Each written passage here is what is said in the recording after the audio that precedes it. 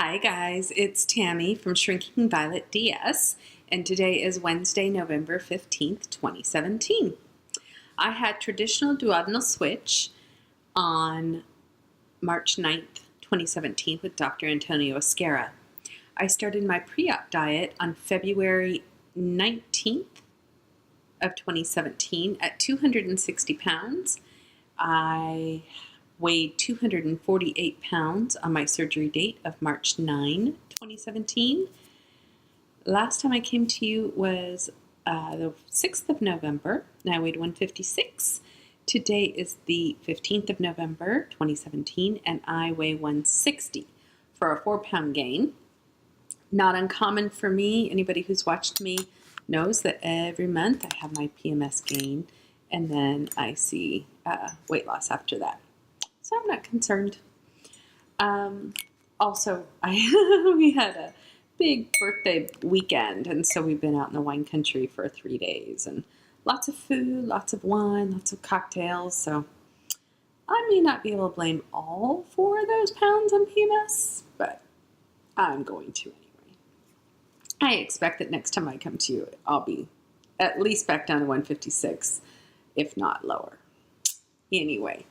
I had been racking my brains lately trying to figure out what to do for videos since I don't really lose weight at such a rate as I did for the first 30 some weeks.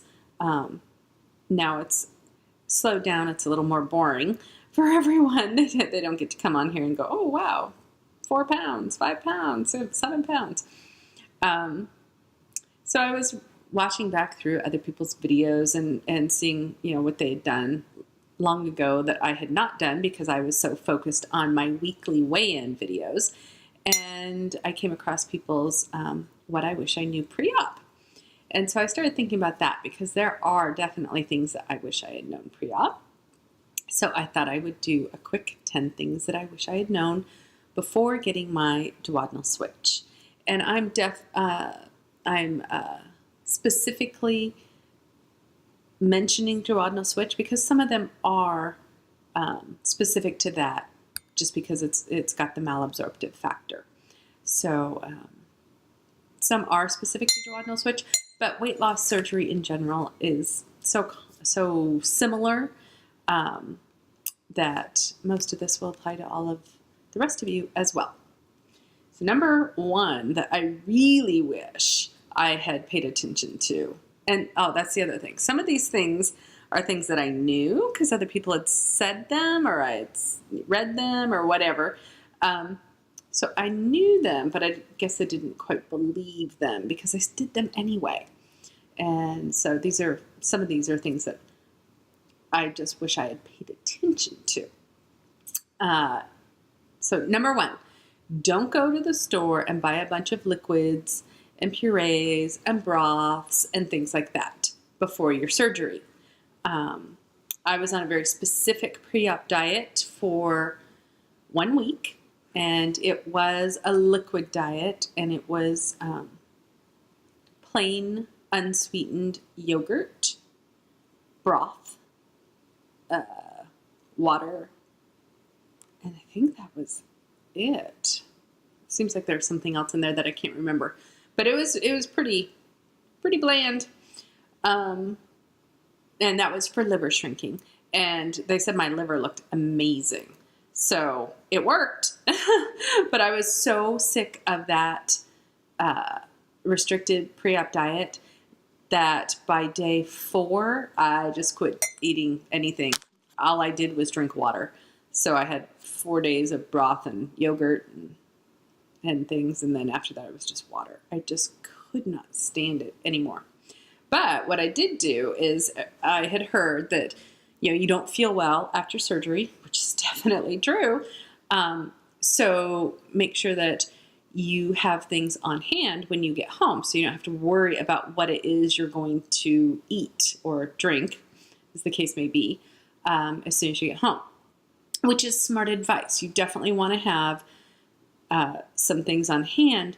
However, don't go out and buy 6 boxes, Tetra Paks of broth because you drink so little those first few weeks, or consume so little those first 4 weeks. One of those big boxes, 32-ounce boxes, is going to last you probably the whole time, probably the whole 2 weeks. You just can't get it down. And you get very sick of it. So I had broth coming, I still have broth coming out of my ears. I also have protein powders coming out of my ears.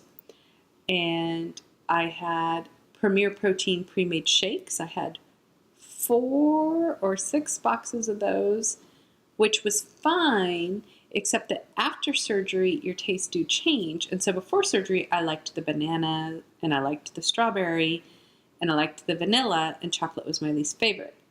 After surgery, I could not stomach anything but the chocolate, and I still can't. I just find them way too sweet. So I had to choke down those other things. And the way I did it was by adding them to coffee. But yeah. So, yogurts. I bought a whole bunch of yogurts. I bought a whole bunch of unsweetened applesauce, popsicles. I still have some sugar-free popsicles. I ate a lot of sugar-free popsicles, but I bought so many that I still have a bunch of sugar-free popsicles. So all that stuff, buy it in moderation. Buy 1 box of broth. Buy, 7 protein shakes or a 4-pack of protein shakes, whatever. Don't buy a whole bunch of stuff. You just will not be able to get through it for so long that you will be sick of it and just give it away. Number 2, I'm a side sleeper, and I know a lot of other people are as well. And so it was really hard for me post-surgery because with the DS, it's such an extensive surgery. Not only do you get the sleep, but then you get your intestines switched, and you can't lay on anything but your back for quite some time. And I would try to roll onto my side, and I could feel my intestines and my belly and everything shifting, or my stomach shifting inside my belly. And finally, it occurred to me that I could hold all that stuff in place by putting a pillow against my side so that it held everything in place, and then turning on my side. So after about a week, I was able to sleep on my side, but it did take a while. So all you side sleepers, you can do it. Just make sure that you hold all of your insides in place when you do it. So a squishy pillow on your side works wonders. My sweet husband did this one for me, and I hadn't even thought of it. He bought me one of those litter grubbers. It's, oops, I'm dropping my phone with my list on it. One of those long, like a long stick, and it has the claw thing at the bottom, not the one that has the poker, but it has a claw at the bottom. It has a handle at the top, and you squeeze the handle, and the claw opens and closes. He bought me one of those so that if I dropped something when no one else was around, I could get it. Because the first day that I got home, I can't remember what it was that I dropped, but it was just, it was dead to me. It might as well have been 100 miles away, because I could not bend over to pick it up. My guts hurt. I was dizzy. I just could not do it. I would not have made it. So a litter grabber, very handy to have. Let's see. For those of you on blood pressure medications, check with your primary care physician about when they want you, or if they want you, to start taking them again, or check with your surgeon before you leave the hospital. In the hospital, you don't take any of your own meds. They provide everything for you, or they give it to you. You bring it and they give it. So I got home, and the day after I got home, I took a nice hot shower, and I took my blood pressure meds, and before I could even get my clothes on, I almost fainted. I literally had to sink to the ground and lay down and crawl to the couch, because my blood pressure dropped so low that I was nearly out, and I was home alone, and I did not realize that that's what had caused it And so I had my scheduled follow-up with my PCP the next day anyway. And so I asked her about it. She's like, oh yeah, don't take any low blood pressure meds until we can check your blood pressure. And sure enough, my blood pressure was 120/70, which has never been the case. Even on blood pressure meds, my blood pressure was still 140 to 160.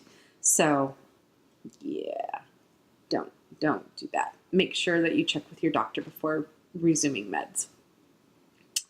Number 5, it took me an entire month before I did not feel mentally fuzzy anymore. I thought I was okay, and I took about a week or two before I started talking to clients again. I'm self-employed, and they were just really good. I just told people that I was not going to be available much, but that they could call and I would talk to them. Anyway, so I would talk to clients that first couple of weeks, and I did do a little bit of work from bed.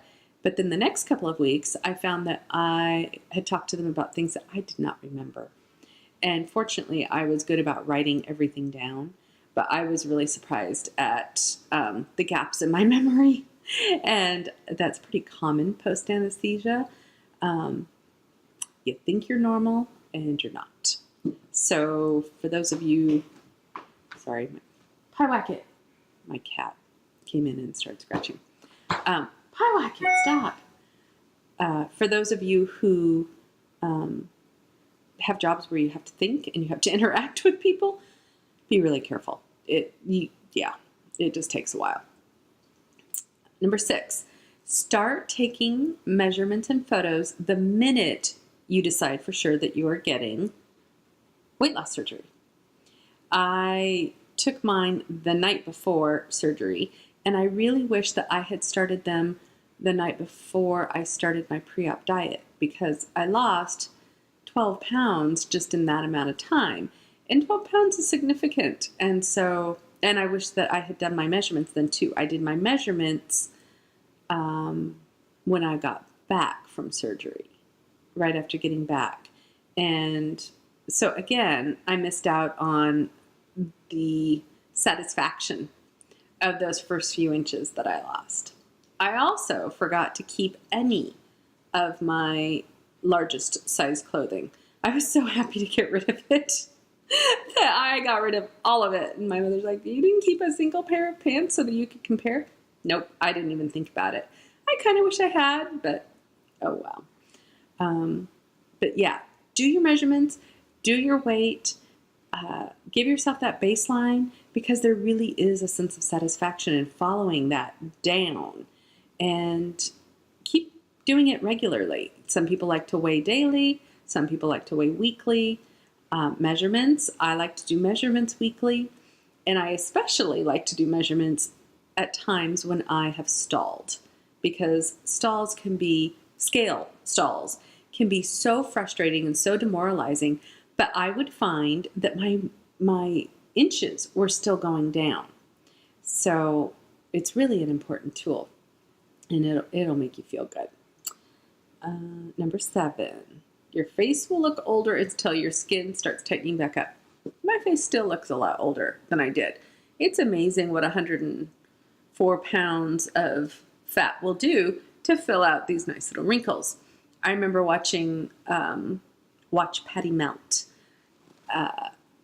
towards the end of her weight loss, and she had a video called After Weight Loss Surgery, It's All About the Face, or something like that. And man, she's right. You really notice every year that has marched across your face after you lose weight. I was always so a little not vain, but slightly proud of the fact that I didn't have a lot of wrinkles. And now I look at myself, I'm like, oh my God, every 46 of my years shows up. But it does tighten up a little. It's not going to tighten up like it would if you're 22, if you're my age, 46, but it does tighten, and it just takes a little bit of time. And it takes those moments of pause in your weight loss, so plateaus or gains, it takes those times for your skin to catch up. So that's kind of a little something to soothe yourself with. Also, when you're not seeing the scale go down, watch your face, your arms, your belly, your legs, your butt, all of that stuff tightens up a little as you give it a little bit of time off from losing weight. As a number 8 is kind of a follow-up on that.